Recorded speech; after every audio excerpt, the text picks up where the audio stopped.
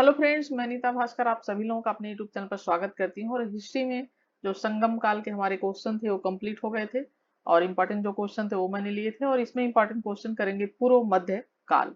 ठीक है, तो इसमें 10 क्वेश्चन मैंने आज लिया है और 10 क्वेश्चन इंपॉर्टेंट हैं, जरूर पूरे क्वेश्चन देखें। और नए हैं चैनल पे तो चैनल को सब्सक्राइब जरूर कर लें, बेल आइकन जरूर प्रेस कर लें और वीडियो पसंद आने पर लाइक शेयर कमेंट जरूर करें। तो चलिए शुरू करते हैं।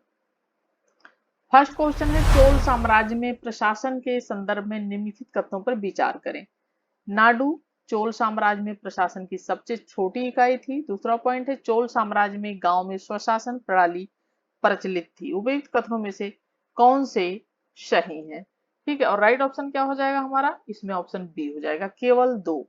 ठीक है, इसमें केवल दो सही है कि चोल साम्राज्य गांव में स्वशासन प्रणाली प्रचलित थी। ठीक है, ग्राम में। और सबसे पहली जो प्रणाली थी, ये सबसे पहला जो इसमें उल्लेख मिलता है ग्राम स्वशासन का, स्वशासन प्रणाली का, तो चोल साम्राज्य में मिलता है। ये बार बहुत बार पूछा जाता है कि सबसे पहले कहाँ पे मिला है, तो ये चोल साम्राज्य में। ठीक है, चोल साम्राज्य में, चोल शासन में ये मिलता है। तो इंपॉर्टेंट क्वेश्चन है। और जैसा कि देखें, उर होते थे जो किसानों की बस्ती के उर रूप में जानी जाती थी। चोल साम्राज्य में प्रशासन जो है सबसे छोटी इकाई थी। ठीक है, उर जो होती थी वो नाडु की जगह उर होता था, जिसको उर कहते थे।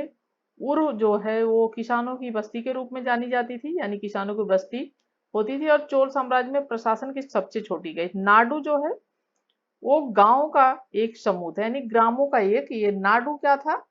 एक ग्रामों का समूह था। ठीक है, ग्रामों का समूह कहते थे इसे, नाडु जो होता था।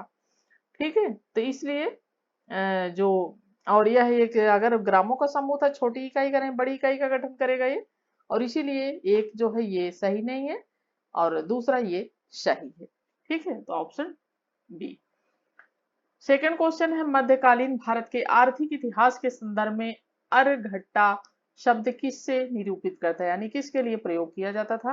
बंधुआ मजदूर के लिए, सैन्य अधिकारी को दिए गए जो भूमि अनुदान थे, जो अनुदान में भूमि दी जाती थी दान में यानी, और भूमि की सिंचाई के लिए प्रयुक्त जल चक्र, इसे पर्शियन व्हील एक तरीके से कहा जाता था। और सी डी, कृषि भूमि में बदली गई जो बंजर भूमि होती थी या उसे कहा जाता था। राइट ऑप्शन सी हो जाएगा। ठीक है, राइट ऑप्शन क्या है इसका? सी है कि भूमि की सिंचाई के लिए प्रयुक्त जल चक्र होता था, जिसे अर्घट्टा कहा जाता था। ठीक है, देखिए जहां जहां पानी की कमी होती थी वहां कूप यानी अर्घट्टा का प्रयोग भूमि की सिंचाई के लिए किया जाता था। ठीक है, 12वीं 13वीं शताब्दी तक। और थर्ड क्वेश्चन है, पल्लव राजा जिसे जिसने पुलकेशिन सेकंड को पराजित किया हुआ था, महेंद्र वर्मन, नरसिंह वर्मन, नरसिंह वर्मन फर्स्ट या नरसिंह वर्मन सेकंड या नंदी वर्मन। राइट ऑप्शन क्या हो जाएगा इसका? राइट ऑप्शन बी हो जाएगा, पुलकेशिन सेकंड जो है ये। राइट ऑप्शन क्या हो जाएगा इसका? ऑप्शन बी हो जाएगा, नरसिंह वर्मन फर्स्ट। ठीक है, नरसिंह वर्मन फर्स्ट जिसने पुलकेशिन सेकंड को पराजित किया था। देखिए, पुलकेशिन सेकंड को महेंद्र वर्मन फर्स्ट के पुत्र तथा उत्तराधिकारी नरसिंह वर्मन। तो ये कौन था? ये नरसिंह वर्मन, ये महेंद्र वर्मन जो फर्स्ट है उसका पुत्र था या उत्तराधिकारी पुत्र। तो इसने इसको पराजित किया था। और इस जीत के पश्चात नरसिंह वर्मन में वातापी कोंड, ठीक है, वातापी, ये भी पूछा कई बार कि किसने ये उपाधि धारण की है, तो वातापी कोंड की उपाधि इसने धारण की थी। और उसके बारे में ऐसा भी कहा जाता है कि उसने चोलों, चेरों तथा पांडवों और कलासरों को भी इसने पराजित किया था। और वातापी कोंड की इसने उपाधि धारण की थी। वो कौन था? नरसिंह वर्मन फर्स्ट, जो कि महेंद्र वर्मन फर्स्ट का पुत्र था। ठीक है, पल्लव राजा। फोर्थ क्वेश्चन है, निम्नलिखित युद्धों पर विचार करें। साम्राज्य संस्थापक राष्ट्रकूट, विजयालय, चोल, दंती दुर्ग। तो इस साम्राज्य जो है इसका संस्थापक कौन था उसके नाम दिए हुए हैं और उपयुक्त कथनों में से कौन से सही हैं? ठीक है, राष्ट्रकूट वंश की स्थापना और चोल वंश की स्थापना और पाल वंश की स्थापना। देखिए राइट ऑप्शन इसमें कौन है, केवल 3, यानी जो पाल वंश की स्थापना है वो गोपाल ने की थी। देखिए राष्ट्रकूट संस्था का संस्थापक तो जो था वो दंती बर्मन था, यानी इस तरीके से है, इसका मिलान सही नहीं है। ठीक है, और ये था दंती दुर्ग। चालुक्य राजा पुलकेशिन द्वितीय का ये समकालीन माना जाता है। और चोल साम्राज्य का जो संस्थापक था वो कौन था, वो विजयालय था। पाल साम्राज्य का संस्थापक कौन था, गोपाल था। ठीक है, पाल साम्राज्य के जो संस्थापक था वो कौन था, वो गोपाल था। और इस तरीके से ये मिलान जो है सिर्फ यही सही है, बाकी चोल का विजयालय बहुत महत्वपूर्ण है ये क्वेश्चन, और राष्ट्रकूट का दंती दुर्ग था जिसने स्थापना की थी राष्ट्रकूट वंश की। फिफ्थ क्वेश्चन, निम्नलिखित में से कौन सा शासक पृथ्वीराज चौहान के नाम से जाना जाता है, पृथ्वीराज प्रथम, द्वितीय या तृतीय। ठीक है, और फिफ्थ क्वेश्चन है और राइट ऑप्शन हो जाएगा ऑप्शन सी। जो पृथ्वीराज थर्ड था यानी पृथ्वीराज तृतीय था उसे पृथ्वीराज चौहान के नाम से जाना जाता है। ठीक है, जिसने तराइन के प्रथम युद्ध में मोहम्मद गोरी को इसने पराजित किया था और सेकेंड युद्ध में मोहम्मद गोरी ने इसे पराजित किया था। ठीक है, और कब हुआ था, 1191 में हुआ था। ठीक है, 1191 में प्रथम और 1192 में द्वितीय युद्ध हुआ था। पहले में पृथ्वीराज चौहान को पराजित किया था मोहम्मद गोरी ने, और दूसरे युद्ध में मोहम्मद गोरी को पृथ्वीराज चौहान ने पराजित किया था। ठीक है, और सिक्स क्वेश्चन है, मध्ययुगीन भारत के संदर्भ में किस शासक ने गंगई कोंड चोल की उपाधि धारण की थी, राजेंद्र प्रथम, विजयालय और राजराज नरसिम्हा। और राइट ऑप्शन क्या हो जाएगा, ऑप्शन ए हो जाएगा राजेंद्र प्रथम। जो राजेंद्र फर्स्ट था, राजेंद्र प्रथम था, और ये चोल था, चोल शासक था। ठीक है, राजेंद्र प्रथम जो था चोल शासक था, और ये चोल शासक से क्वेश्चन जरूर पूछे जाते हैं तो थोड़ा सा ध्यान रखें। चोल शासक था, और ये जो इसने गंगई कोंड चोल की इसने जो है उपाधि धारण की थी, और ये था राजेंद्र फर्स्ट। ठीक है, सेवंथ क्वेश्चन है, निम्नलिखित में से संस्कृत का कौन सा ग्रंथ वत्स के राजा और अवंती के शासक की पुत्री की प्रेम कहानी का वर्णन करता है, रामचरित, स्वप्नवास दत्ता, मालविका अग्निमित्रम या रत्नावली। और राइट ऑप्शन है ऑप्शन बी, स्वप्नवास दत्ता। ठीक है, देखिए स्वप्नवास दत्ता यह प्राचीन कवि भास द्वारा लिखी गई है, प्राचीन कवि भास थे जो, और उनके द्वारा लिखी गई है, भास के द्वारा। ठीक है, और एक संस्कृत नाटक है ये, क्या है ये, एक संस्कृत नाटक है ये स्वप्नवास दत्ता। ठीक है, और इसमें जो अग्निमित्र है, और सॉरी ये जो स्वप्नवास दत्ता की प्रेम कथा का इसमें वर्णन मिलता है, तो वत्स राजा उदयन और अवंती। ठीक है, उदयन और अवंती, ठीक है, के शासक प्रदोत की ये पुत्री वास दत्ता, इसका क्या नाम था, वास दत्ता। ठीक है, जो पुत्री थी उदयन एवं अवंती के शासक जो थे प्रदोत की पुत्री थी, और वत्स राजा उदयन था, उदयन, वत्स राजा उदयन, और वासो दत्ता जो थी वो थी अवंती के शासक प्रदोत की पुत्री। किसकी पुत्री थी, प्रदोत की पुत्री थी वो। ठीक है, तो प्रदोत की पुत्री थी, और ये वत्स राजा अवंती उदयन था। ठीक है, तो इनके ये प्रेम कथा का वर्णन इसमें मिलता है स्वप्नवास दत्ता में, राजा उदयन और वासव दत्ता की। ठीक है, और जो मालविका अग्निमित्रम है उसमें कालिदास द्वारा लिखित देखिए संस्कृत नाटक है, आप जानते होंगे। और यह अग्निमित्र जो शुंग वंश का शासक था, और उसकी कहानी है उसमें, मालविका अग्निमित्र, मालविका और अग्निमित्र की कहानी है, वो भी प्रेम संबंध का उसमें भी वर्णन मिलता है।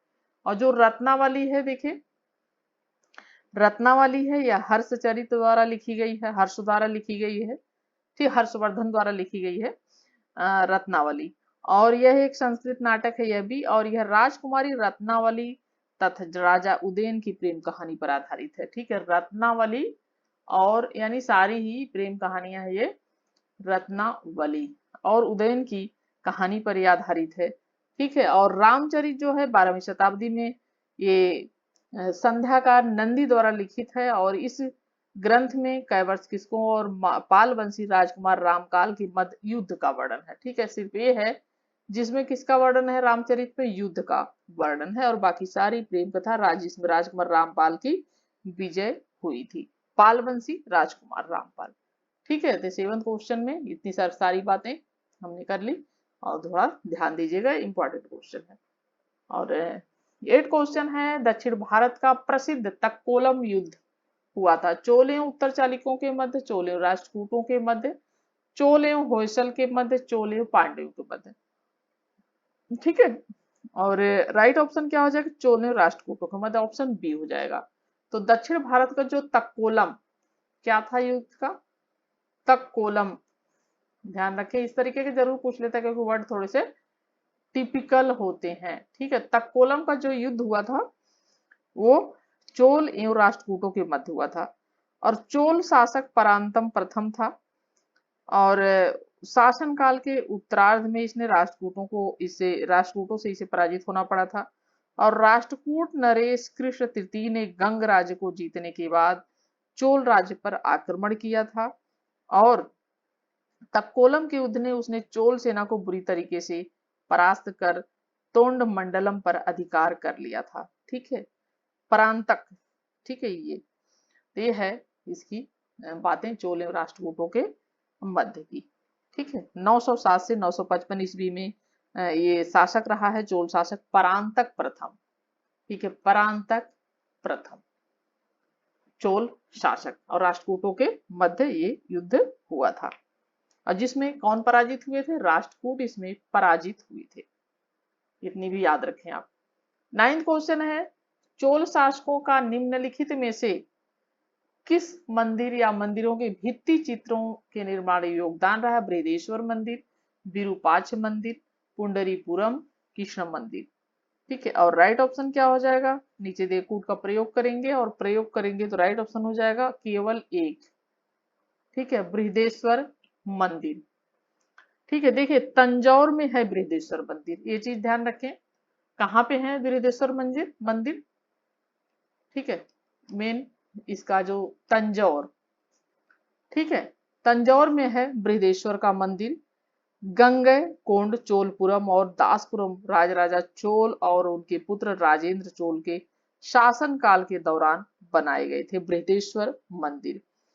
ठीक है, और बृहदेश्वर मंदिर के जो चित्र हैं वो बहुत महत्वपूर्ण है, और इन चित्रों को मंदिर के चारों तरफ संकीर्ण मार्ग यानी परिक्रमा पथ की दीवारों पर बनाया गया था, जो परिक्रमा पथ था उसमें बनाया गया था।